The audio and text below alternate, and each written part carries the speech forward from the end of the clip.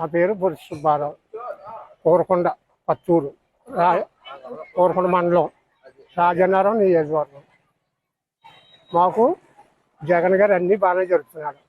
రాజయ్య గారు బాగానే చేస్తున్నాడు. అమ్మ ఒడి కానీ, రైతు భరోసా కానీ, రైతు ఊత కానీ, ఈ పెన్షన్లు కానీ, నీరు సప్లా కానీ అన్నీ బాగా చేస్తున్నాడు. ఇందులో ఏది తేడా లేదు, అన్నీ సక్రంగా అందుతున్నాయి. ఇంకా చాలా కొన్ని అన్నీ అందుతున్నాయి. డ్రైనేజీలు వేసారు, రోడ్లు వేసారు, అన్నీ సక్రంగా బాగా చేస్తున్నారు.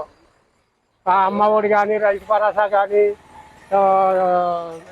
ఈ పెన్షన్లు కానీ ఇవన్నీ సక్రంగా అందుతున్నాయి. ఆయనే మళ్ళీ నెగ్గించుకోవాలని చూస్తున్నాం. ఇళ్ల స్థలాలు కానీ ఇవన్నీ బాగానే ఇచ్చారు. ఈ పరిపాలన రావాలని కోరుకుంటున్నాం. కోటా ఇంటికి తెచ్చిస్తున్నారండి. ఈ కమ్మరోళ్ళకు డబ్బులు, కుమ్మరోళ్ళకు డబ్బులు, ఇతిరి పెట్టేవాళ్ళకు డబ్బులు, మొత్తం అందరికీ కూడా డబ్బులు వేస్తున్నారు. అన్నీ కూడా బాగానే అందుతున్నాయి. వారంటీలు కూడా సౌకర్యం ఎక్కడికి వెళ్ళక్కర్ లేకుండా ఏదైనా అదే చేయించుకొస్తున్నారు. ఏ కాగితం చేయించాలన్నానే సుఖం ఉందండి వారంటీల వల్ల. ఆరోగ్యశ్రీ కూడా ఈ సెంటర్ తెచ్చి అన్నీ ఇస్తున్నారంటే ట్యాబ్లెట్లు కానీ, లేకపోతే హాస్పిటల్ తీసుకెళ్ళాలన్నా వాళ్ళ ద్వారాగానే తీసుకెళ్తున్నారు. వారంటీలు వచ్చాక సుఖం వచ్చిందండి జనాలకి. ఆఫీస్ చుట్టూ 10 సార్లు తిరగాల్సి వచ్చి ఎక్కడికైనా వెళ్ళి సంతకం చేయించాలంటే అన్నీ ఆడే చేయించుకొచ్చి ఇంటికి తెచ్చి అప్పు చెప్తున్నారు. సచివాలయం కాడికి వెళ్ళి నిల్చోవలసి వచ్చేది. ఇప్పుడు సక్రంగా అన్నీ ఆడే చేయించుకొస్తున్నారు. నా పేరు జక్కంపూడి రమేష్ అండి. నేను ఎక్కడే చేస్తున్నాను, ఎక్కడ రాజనగరం నియోజకవర్గంలో ఉంటున్నాను. గైడ్ కాలేజీలో ఉద్యోగం చేస్తాను. నేను ఉద్యోగస్తున్నే అంతే తప్ప జక్కంపూడికి వాళ్ళ తాలూకు మనిషిని కాదు, ఏమీ కాదు. కానీ జనాలకి ఏంటంటే అమ్మఒళ్ళు, ఈ జగన్ వీళ్ళ పరిపాలన అంతా బాగానే ఉంది. అమ్మఒళ్ళు ఇస్తున్నారు, తర్వాత వచ్చి వాళ్ళ సంక్షేమ 40 సంవత్సరాలు వచ్చిన వాళ్ళకి అవి ఇస్తున్నారు, వృద్ధాప్యం పెన్షన్ ఇస్తున్నారు, అవన్నీ బాగానే చేస్తున్నారు తప్ప వీళ్ళు అవన్నీ ఇచ్చి నిత్యావసర సరుకులన్నీ పెంచేస్తూ ఉంటున్నారు. ఆ నిత్యావసర సరుకులన్నీ పెంచేస్తాం వల్ల ఎవరో బాధపడేది. ఇప్పుడు ఆడవాళ్ళకి ఒకసారి ఇచ్చి ఆ 15,000 ఒకసారి ఇచ్చి, ఆ 40,000 ఒకసారి ఇచ్చి, ఆ 18,000 అవి కనపడుతున్నాయి తప్ప ఈ జనాలకి వెనకాల వచ్చి మనకి ఒక కాయగూరలో కొంటున్నాం. ఆ కాయగూరలు కొనేటప్పుడే మనకి అయిపోతుంది. ఏంటి ఎవరు జనాభా అసలు అవగాహన ఉండలేదు వాళ్ళకి. ఎంత అయింది. ఒక కరెంట్ బిల్ ఉంటుంది. ఇప్పుడు కరెంట్ బిల్లు నేను ఇప్పుడు కట్టి వచ్చానండి. సో మీ కరెంట్ బిల్లు మీకు అర్థం అవ్వదు. నాకు ఇప్పుడు కూడా 330 రూపాయలు, 320 రూపాయలు వచ్చిందండి. 816 రూపాయలు కట్టాను.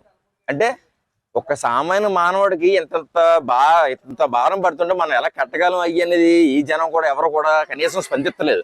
ఇలా స్పందించకపోతే మనం స్పందిస్తున్నాం, కానీ ఉన్న వాళ్ళకి ఏంటంటే వాళ్ళు చదువుకోక అవగాహన లేక ఎంత జరుగుతుంది. అలాగే నా గవర్నమెంట్ ఏం మనం తప్పు అంటలేదు. ఏమో ఈ పవన్ కళ్యాణ్ ఇలా చేస్తున్నారు కాబట్టి అతను వస్తే ఏమైనా కొద్ది మార్పులు జరిగి ఈ పెట్రోల్, ఇప్పుడు మనం ప్రతి పొద్దున్న లెగితే ప్రతి మనిషి కూడా వాహనం కావాలి. ఆ వాహనంలో మనకు పెట్రోల్ కావాలి. ఈ పెట్రోల్ ఎన్ని కావాల్సినప్పుడు మనం ఏం చేయాలంటే, ఇప్పుడు అతను ప్రతిరోజు పెట్రోల్ ధరలు తగ్గాలంటున్నారు. ఈ జగన్మోహన్ రెడ్డి పెట్రోల్ ధరలు తగ్గిస్తలేదు, పైన ఎవరో నరేంద్ర మోడీ తగ్గించేది అంటున్నాడు. నరేంద్ర మోడీకి వీడికి సంబంధం ఏముందండి అసలు నాకు అర్థమవుతలేదు. ఈ నిత్యావసర సరుకులు ఏమో అలా పెంచేస్తున్నారు, అది కూడా నరేంద్ర మోదీకి ఇంటేస్తున్నాడు. ప్రతిదీ కూడా ఎలా ఉంటుందంటే అండి, ఇది మొత్తం ఫోకస్ అంతా కూడా నరేంద్ర మోదీ మీదకి ఇంటేస్తున్నాడు, ఇటు సెంట్రల్ మీదకి ఇంటేస్తున్నాడు. కానీ ఇతను ఏం చేస్తలేదు. ఇతను చేసేటి ఫోన్లే ఆడోళ్ళు ఇతవంతులుగా అందరూ పెన్షన్ ఇస్తున్నారు. అవన్నీ కూడా చూడండి నాకు చాలా నచ్చినాయి.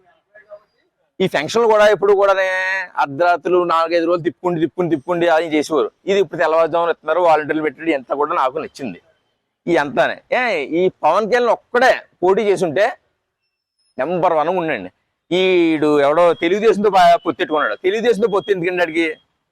తెలుగుదేశంతో పొత్తెట్టుకోకూడదు. డైరెక్ట్ గా పవన్ కళ్యాణ్ పెట్టుకుంటే నెంబర్ 1గా వచ్చేది రండి.